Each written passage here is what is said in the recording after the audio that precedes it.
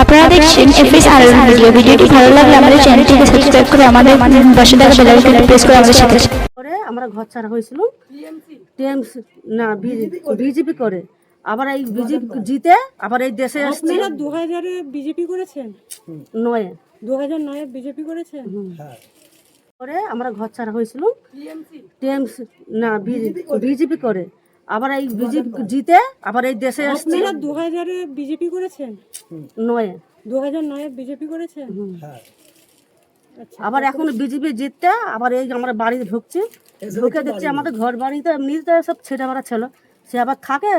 এখন কথা থাকবো, আমার শাশুড়ি ঘরে আছি, ভাঙা ঘরেই আছি। এখন আমাদের ক্ষমতা নেই ঘর বাড়ি করার, এখন এই পয়সায় আছি। বিজেপি করার অপরাধে এবারে ব্যাট করে দিয়েছিল। এখন এমন পয়সা দাঁড়িয়েছি, এই গরমে শাশুড়ির একটা ঘর উসরা বসরা নেই, বাচ্চা লেগে একটা ঘরে আছি, খুব কষ্টের মধ্যেই আছি। এত বছরে আমরা তো কি কষ্টে আছি, ফাঁকে আমরাই জানি, আমাদের আল্লাহ জানি। কত বছর পর বাড়ি ফিরলেন? এই তো 15 বছর হবে তো। হ্যাঁ নিজের বাড়ি নেই? হ্যাঁ, নিজের বাড়ি নেই।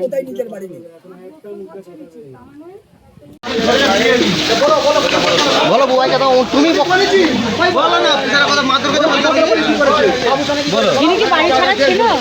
ইনি কি বাড়ি ছাড়া? হ্যাঁ, মেয়েরা ঘর ছাড়া করে দিয়েছিল 15 দিন আগে, টাকা লিয়েছে 50,000 টাকা বাবু শোনা। প্রত্যেক লোককে চমকাতো।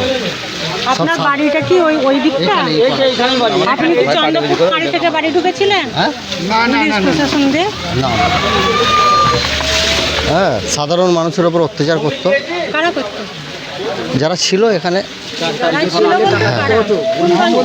যারা ছিল বলতে বাবু সোনার অত্যাচার করতো, সাধারণ মানুষের ওপরে মারতো।